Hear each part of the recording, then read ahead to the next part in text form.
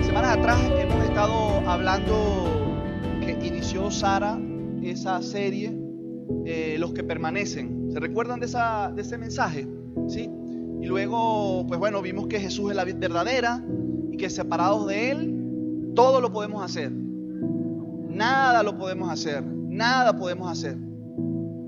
Aprendimos que permanecer en Cristo es lo que nos da vida y nos da fruto.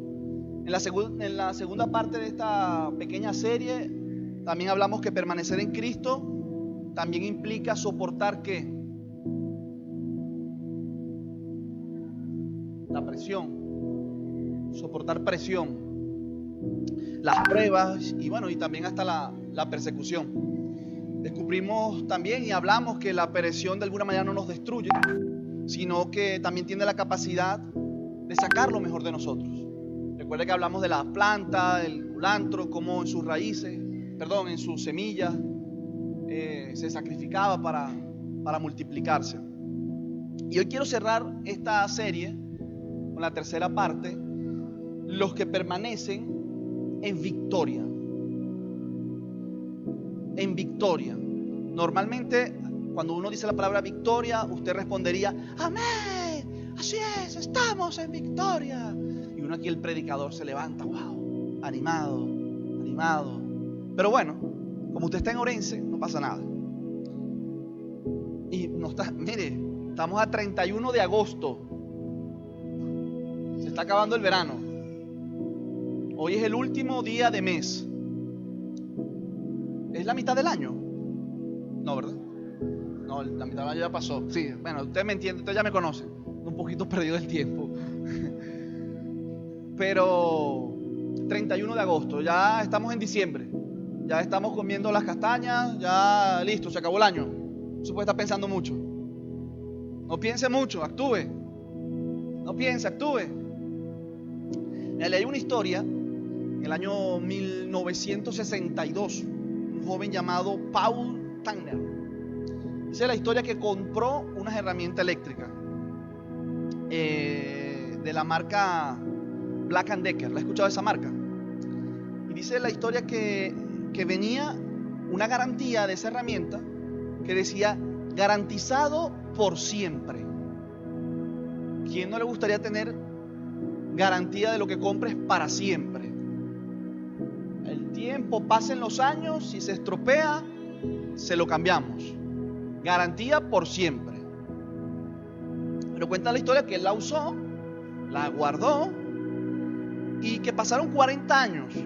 Y después en el 2002, el hombre se acuerda, de su herramienta sigue usando su herramienta y la herramienta se estropea después de 40 años. Y él recordaba que esa herramienta, recordaba que tenía una garantía de por vida. Y bueno, dijo, nada, voy a intentar reclamar mi garantía. Y dice que contactó a la empresa y que la empresa verificó realmente que esa garantía era real. Obviamente, lo más probable es que los que le entregaron esa garantía obviamente no estaban allí, ni los directivos que habrán aprobado esa estrategia en ese momento, qué sé yo. Pero el tema es que él dice que para su asombro la empresa no puso peros. Simplemente verificó que la garantía era real, que el documento era de ellos, investigaron, era legítima y efectivamente le mandaron otra herramienta y con garantía de por vida. ¡Qué maravilla! Hace unas semanas atrás andaba con un cuñado y y hablando con una persona que tenía un Tesla, ¿sabes? Los coches estos eléctricos. Y él dice, no, ese Tesla tal, hablando del fulano coche y tal. Y él dice, no, yo cuando lo compré en el 2017 me venía con una promoción, carga gratis de por vida. No puede ser, sí, carga gratis de por vida. Porque yo pensé que los coches eléctricos tú los cargabas gratis, pero no, eso no se carga gratis, eso igual hay que pagarlo. 15, 16 euros, dependiendo, es más económico, pero tienes que pagarlo. Pero este chico había cogido esa garantía, carga gratis de por vida. Por supuesto, en los cargadores Tesla. En otros cargadores obviamente no. Él dice que desde el 2017 al día de hoy solamente había pagado en energía, porque no se puede decir combustible, porque no lo es obviamente, había pagado 70 euros. Del 2017 al 2025 obviamente es un regalo. Hay quien aprovecha y logra conseguir esas promociones extraordinarias que todos nos gustaría tener, esos 2x1, 3x1, ofertas, que a veces no son ninguna ofertas, sino que le suben el precio y después se lo bajan y usted y yo caemos como unos tontos. Ay, lo compré económico. Y nos engañamos a nosotros mismos con algo que no necesitamos, pero ay, está en oferta, hay que aprovecharlo. ¿Le ha pasado? Solamente a mí. Ahora creo que viene el Viernes Negro, Black Friday. ¿No viene ahora en septiembre? ¿En noviembre? Bueno, ya están viendo lo que no necesitan, pero hay que aprovechar la oferta. Hay que aprovecharla. Todos hemos caído en esa trampita. No se sienta mal por eso. Pero yo le recomiendo que desde allá hace un mes atrás vea el precio real, porque entonces al parecer a los 15 días viene la oferta, le suben y la termina pagando el mismo precio. Muchos casos así, no todos serán así. Ahora, volviendo a nuestro título de hoy, que no se lo he dado, ¿verdad que no? Bueno, sí se lo di. Los que permanecen en victoria. ¿Qué es victoria? ¿Qué es victoria según el Evangelio? No victoria a la hermana Victoria. No, usted no, hermano. Dice Colosenses 2.15 o de Colosenses 2.8 al 15. Dice: mirad que nadie os engañe por medio de filosofías y huecas sutilezas, según las tradiciones de los hombres, conforme a los rudimentos del mundo y no según Cristo, porque en Él habita corporalmente toda la plenitud de la deidad, y vosotros estáis completos en Él, que es la cabeza de todo principado y potestad. Versículo 11: en Él también fuisteis circuncidados con circuncisión no hecha a mano, al echar de vosotros el cuerpo pecaminoso carnal en la circuncisión de Cristo, sepultados con Él en el bautismo. Hace 2 semanas tuvimos bautismo, hablamos de este tema, en el cual fuisteis también resucitados con Él, mediante la fe en el poder de Dios que le levantó de los muertos.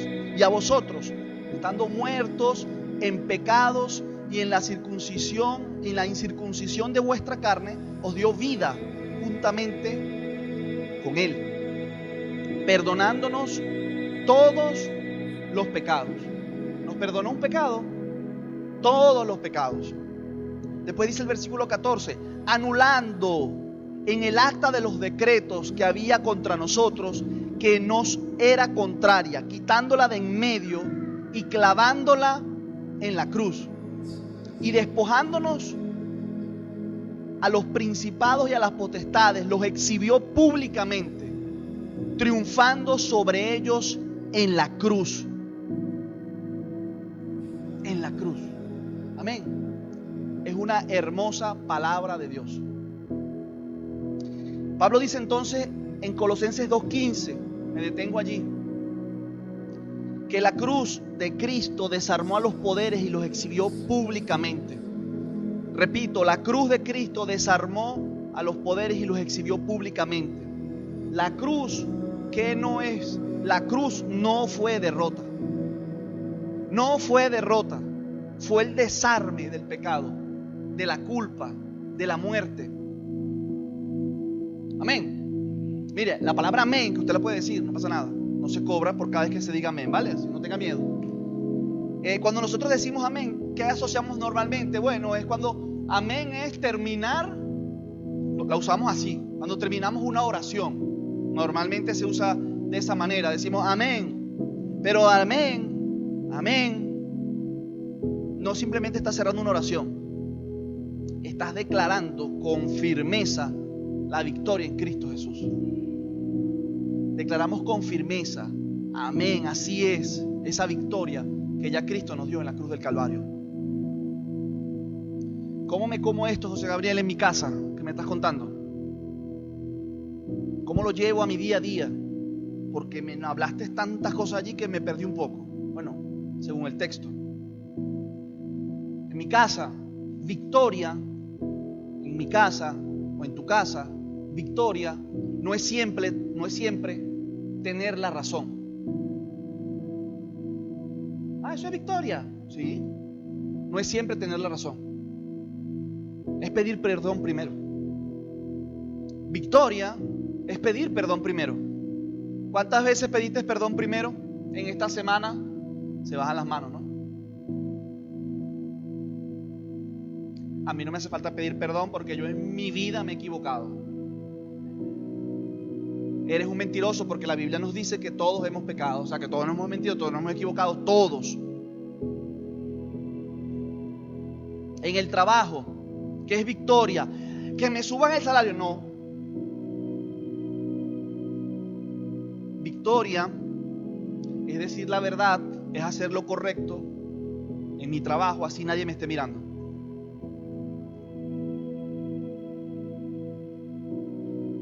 Es más fácil cuando nos están mirando, para quedar bien.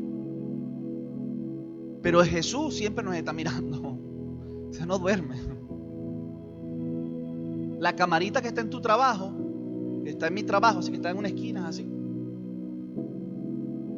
No es con esa cámara que yo tengo que quedar bien, es con el que está arriba. Victoria también suena a no sentir ansiedad. O sea, Gabriel, ese es un campo interesante, porque claro que muchos hemos sentido en algún momento ansiedad en nuestra mente. Pero victoria también suena llevar tus pensamientos cautivos al poder de Cristo, porque todo empieza allí con unos pensamientos, y tenemos y podemos agarrar esa promesa. Señor, enséñame a vencer como tú venciste, sirviendo, perdonando, pero permaneciendo. Permanece en victoria.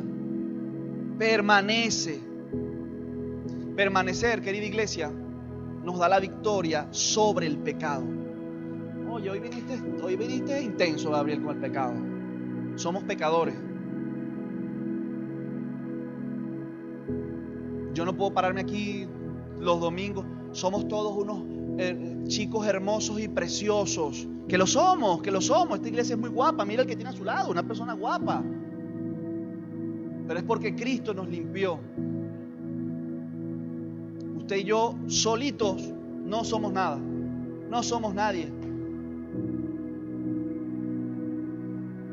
Amén. Qué bueno. Mire lo que dice Romanos 6:12. No reine pues el pecado en vuestro cuerpo mortal, de modo que lo obedezcáis en sus concupiscencias, ni tampoco presentáis vuestros miembros al pecado como instrumentos de iniquidad, sino presentaos vosotros mismos a Dios como vivos entre los muertos, y vuestros miembros a Dios como instrumentos de justicia. Porque el pecado, quédese con esto por favor, porque el pecado no se enseñoreará de vosotros, pues no estáis bajo la ley, sino bajo la gracia. El pecado, querida iglesia, el pecado no se enseñoreará de vosotros. ¿Qué significa eso?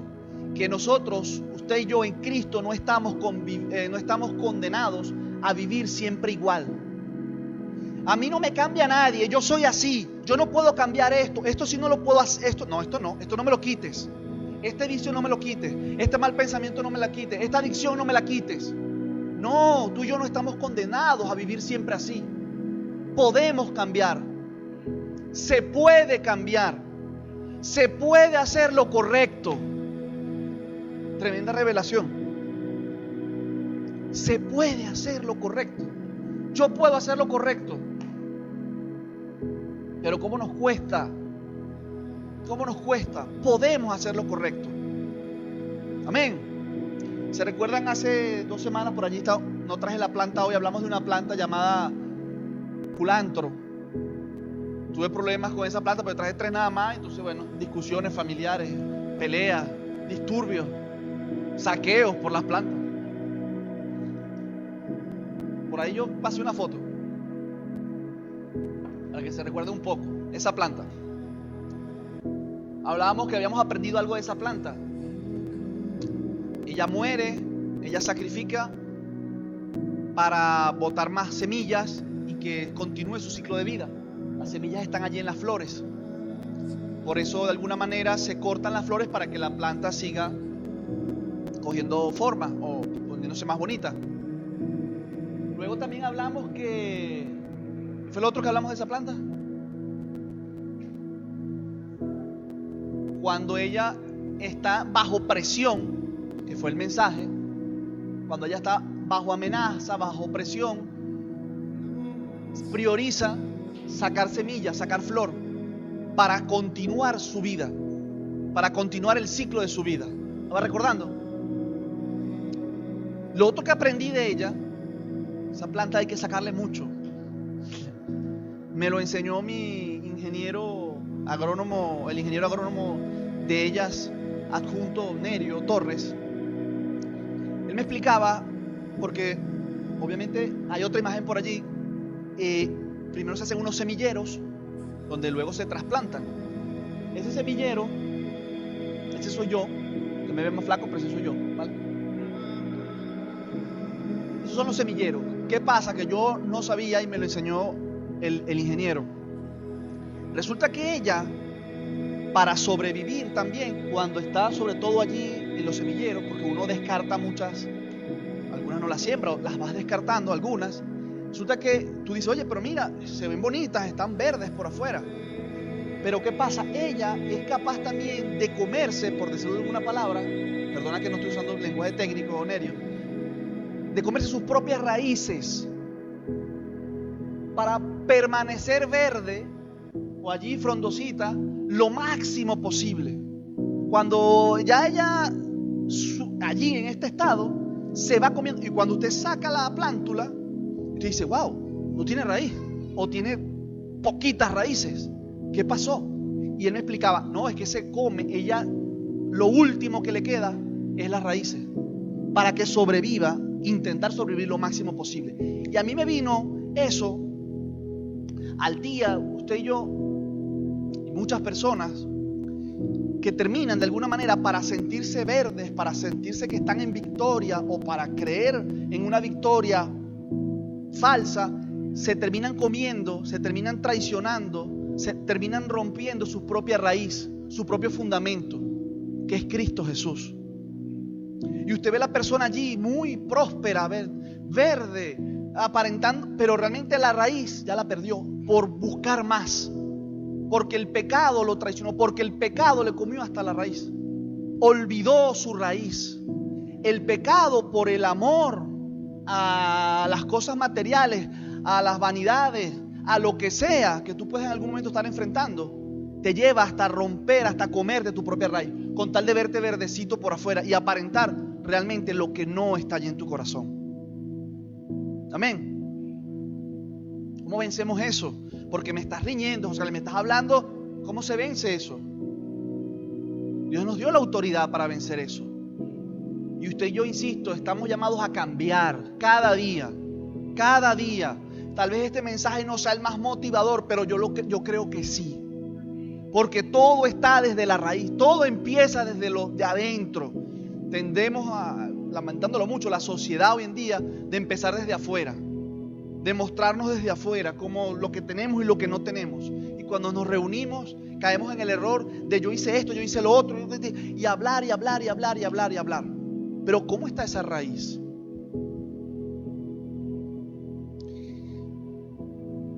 Dos armas invisibles nos da la Biblia, nos enseña la Biblia. Apocalipsis 12:11. Apocalipsis 12:11. Ellos le han vencido, dice, por la sangre del Cordero y por la palabra de su testimonio, y no amaron sus vidas hasta la muerte. La sangre del Cordero, lo que hizo Cristo por mí, esa es la primera herramienta. Lo que hizo Cristo por mí, de alguna manera invisible, entre comillas. No peleas, tú y yo no peleamos para ganar el amor de Dios. Peleas desde el amor de Dios. La culpa no gobierna al que se sabe perdonado. Iglesia, si tú te sabes perdonado, no permitas que el sentimiento de culpa te martirice y te paralice, porque con eso no se gana nada. Si aún te sientes culpable por algo y ya tú te lo entregaste a Dios, te arrepentiste de corazón, deja eso atrás. Ese sentimiento de culpa no te ayuda en nada. Te recuerdo, como dice aquí, que fuiste perdonado por la sangre de Cristo, fuiste redimido por la sangre de Cristo, y ese sentimiento de culpa no ayuda en nada. Segundo, la palabra del testimonio. Lo que Cristo hace en mí. El testimonio, de alguna manera, a veces lo hemos visto como un show. No es un show, obviamente. Es una honestidad redimida. Yo me paro aquí y digo, mira, Dios hizo esto en mí, no me siento orgulloso, pero fui redimido. Honro lo que Dios hizo por mí. Cuento ese testimonio. Los chicos contaban allí entre sus cosas de jóvenes, pero hubieron cosas súper interesantes que Dios hizo en ellos. Ahora, un ejemplo concreto, como yo siempre digo, ¿cómo me lo como en el día a día? ¿Cómo yo demuestro ese testimonio en mi día a día? Aquí alguien está en un chat familiar, en un grupo familiar, el 99%, ¿no? Y siempre en esos grupos familiares está pues el que manda los memes, el que manda el chiste malo, el que manda el piolín de buenos días todos los días y el piolín de buenas noches todas las noches. Está en ese grupo de WhatsApp más o menos. Está el familiar que puede ser un poquito problemático, el que todos los contradice y se arman allí esas cositas. ¿Están algunos en esos grupos? ¿Tú también? Sí. El que se hartó de los grupos y dijo, mira, yo me salgo. Esta poco de mensaje todos los días. Muchos dirán, no, yo estoy en 20 grupos. Sí, yo también. Trabajo, familia, iglesia, bueno. La vida como que se ha vuelto en eso, se desarrolla mucho en el tema de los grupos de WhatsApp. Pero yo pensaba, y es algo tan sencillito, pero interesante. En esos mismos grupos de WhatsApp yo puedo mostrar mi testimonio, donde tal vez otros lo usan para insultarse o para comentar indirectas, puntas. ¿Se entiende lo que quiero decir? Usted de alguna manera puede cambiar la atmósfera con una frase de paz. La Biblia nos enseña que la blanda respuesta calma el enojo. Pero si usted está ahí en medio de una discusión en ese grupo de WhatsApp y usted tira un poquito más de fuego, gasolina, porque a usted le gusta ver el mundo arder, entonces necesitamos revisar ese testimonio. Tan sencillo, insisto. Me cuesta dar testimonio en mi trabajo. En el grupito de WhatsApp. En el grupo de WhatsApp lo tenemos fácil. ¿Ha sido parte de esa persona problemática en ese grupo de WhatsApp? Aprovecha ahora y arrepiéntase. Estamos en momentos de eso. Levante la mano, venga aquí al altar. Un testimonio tan fácil como en ese grupo. No crea usted que porque manda un texto bíblico allí con una doble intención, porque la paga del pecado es la muerte. Muéranse todos. Yo estoy compartiendo mi fe. No, así tal vez no. O porque usted todos los días religiosamente sube un texto bíblico a los estados del WhatsApp, que no tengo problema con eso, que está muy bien. Entonces ya, con esto tengo mi testimonio garantizado por hoy. Libre de culpa. Nada, a destrozar el mundo. Venga, a ser problemático en esos grupitos. Yo ya mandé lo mío. No es así.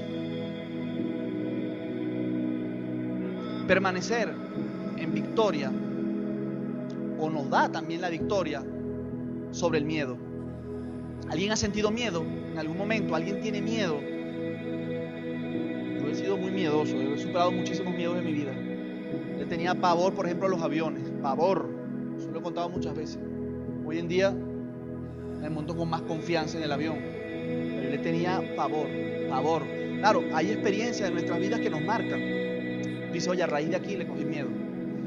De luna de miel, hace 17 años, el avioncito, íbamos tal, y el avión no bajaba el tren de aterrizaje. O sea, se podrá imaginar cómo estaba este ser. Con miedo al avión, y el piloto anuncia que el tren de aterrizaje no baja, que no podemos aterrizar. Y aquí fue.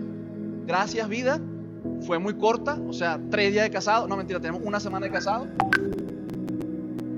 O sea, no, sí. Y nosotros nos casamos como Dios manda, o sea, como Dios manda. Es decir, o sea, nada de nada hasta el matrimonio. Entonces, Dios mío, se cayó el avión, apenas empezamos esta juerga. O sea, dame un poco más de tiempo para ir practicando, pues. Y aquí fue. bueno, como se da cuenta porque estoy aquí, él bajó, el tren de aterrizaje bajó. Por misericordia de Dios. Y no sé, yo tenía antes en ese momento una costumbre de persinarme 10.500 veces. Estaba atado a eso. Si yo no hacía eso me moría. Y tenía más confianza en eso que en Dios. Y lo he contado. La persona que estaba a nuestro lado decía: ay, pobrecito el curita. Estaba muy nervioso. Porque me imagino, me vería cuántas veces yo habré hecho eso. Digo, nada, este es cura, este es un sacerdote.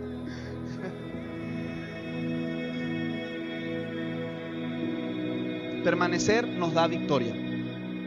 Permanecer en Cristo Jesús nos da victoria sobre el miedo.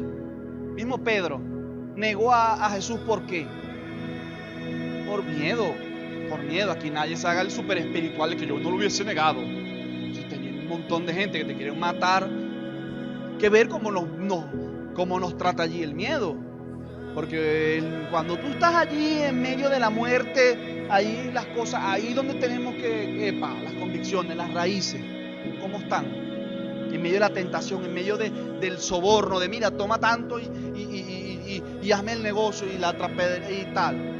Allí donde yo demuestro realmente quién soy.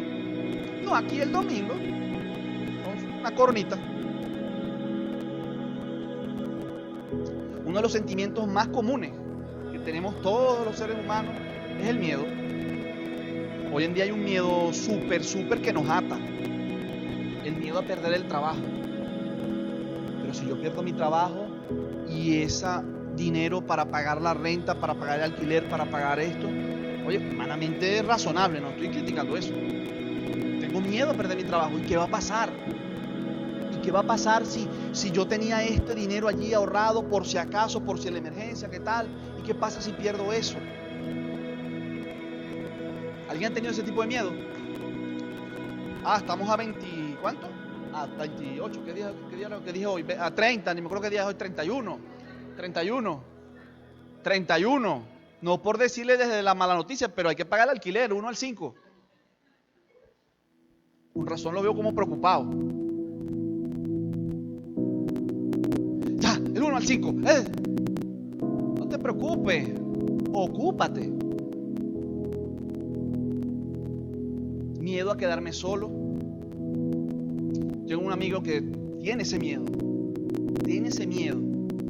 Y recuerdo que orábamos en el grupo pequeño por eso. Porque bueno, él quiere una pareja y está bien. Y le decía: ¿se imagina, José Gabriel, que estemos orando y pase alguien por la puerta en ese momento? Esa va a ser la persona, ¿verdad? Yo, no, ya va. No sé, le dije, no sé.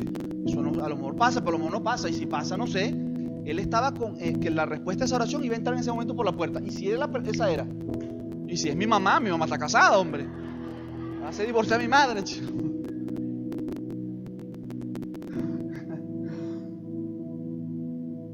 Miedo a enfermarme. ¿Quién tiene miedo a enfermarse? Miedo al futuro.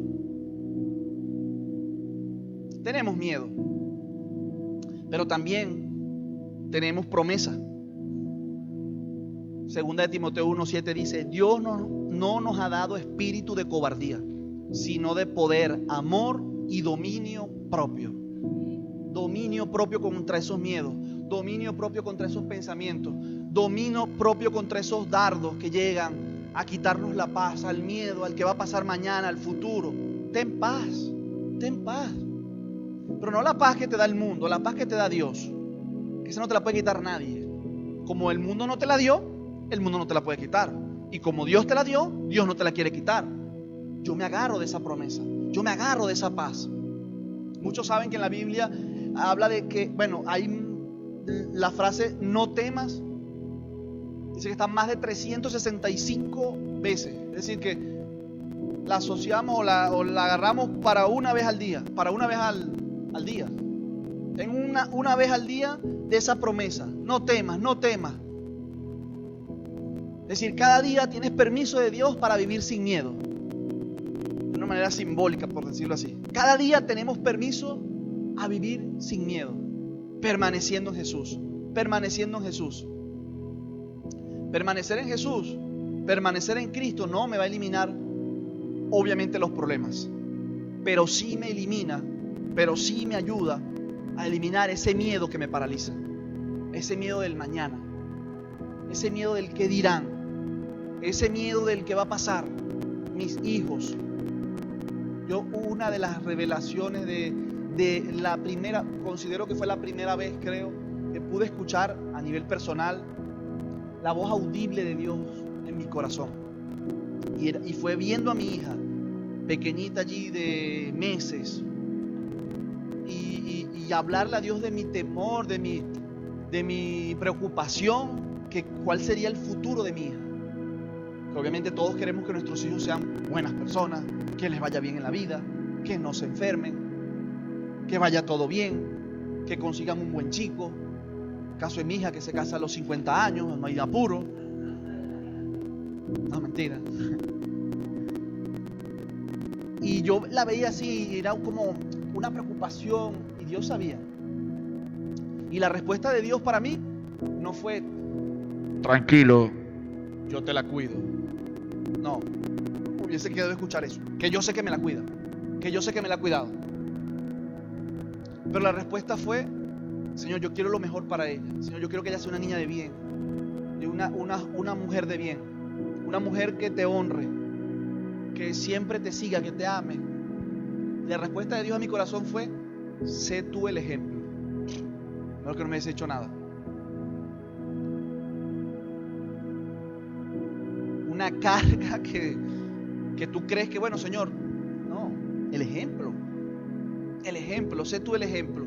Pude escuchar allí, pero si Dios me respondió es porque Él también me respalda, y Él te respalda en medio de tus miedos y tus temores y tus angustias y tus cosas, porque Dios está con nosotros. Amén. Permanecer nos hace más que vencedores, más que vencedores. ¿Quién nos separará, pregunta Pablo, del amor de Cristo? Y él da un montón de listas allí, de depresiones, tribulación, angustia, persecución, hambre, desnudez, peligro, espada. Y dice: y en todas estas cosas somos más que vencedores. Somos más que vencedores. Mire, yo investigando eso decía que, no sé si sea verdad o no, porque una vez me dijeron algo así, yo me lo creí. No, que la palabra Colgate,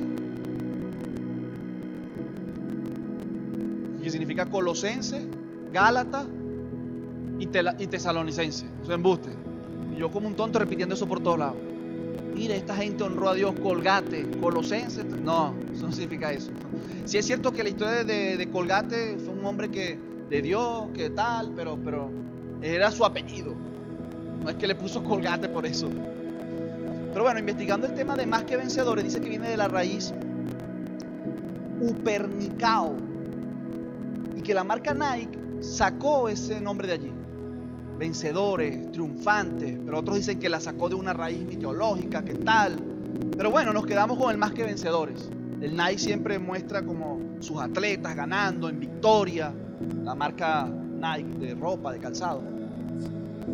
Y así somos tú y yo, más que vencedores.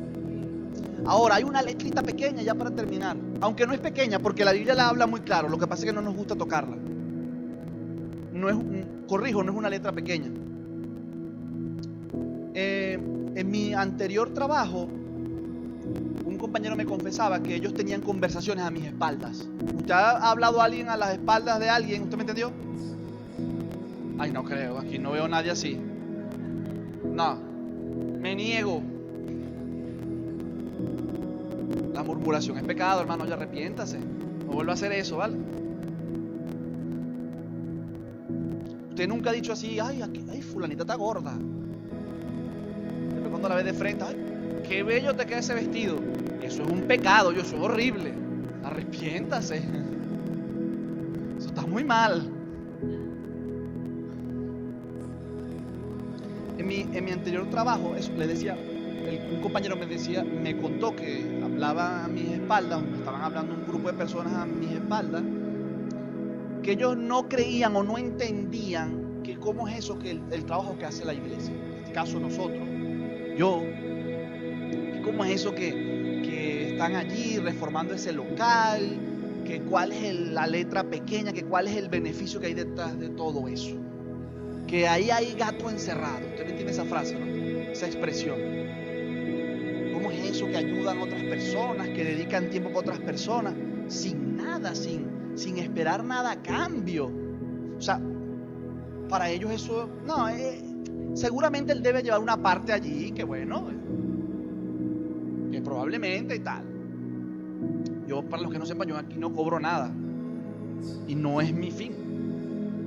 Pero bueno, entendemos perfectamente que hay personas que eso no lo entienden. O sea, que no sé, a mí eso no me cuadra. Yo voy a estar ayudando a otra persona y yo no le voy a esperar nada a cambio. No sé, eso no me cuadra. No me cuadra. Ahora, hay una respuesta para eso, que es la esencia del cristiano. Es la esencia del cristiano. Y donde todos nos vamos a ver reflejados aquí. Y no es el texto más motivador y más que bien, no. Jesús lo definió en Mateo 14:24. Entonces Jesús dijo a sus discípulos: si alguno quiere venir en pos de mí, niéguese a sí mismo y tome su cruz y sígame. Porque todo el que quiera salvar su vida la perderá. Y todo el que pierde su vida por causa de mí la hallará. Muchos creen que el evangelio es, insisto, cobrar algo económico. Vengo a la iglesia porque allí responden todas mis oraciones. Estoy perteneciendo a un grupo, voy a un grupo pequeño porque allí responden las oraciones y Dios responde todo. Bueno, hasta el color de los zapatos que me quieren que me regalen. Entonces yo llego al evangelio por eso. Y también para que Dios me dé el trabajo y para que me dé mis papeles y para que, en resumen, me dé una mejor calidad de vida. Pero Jesús lo define de otra manera súper interesante.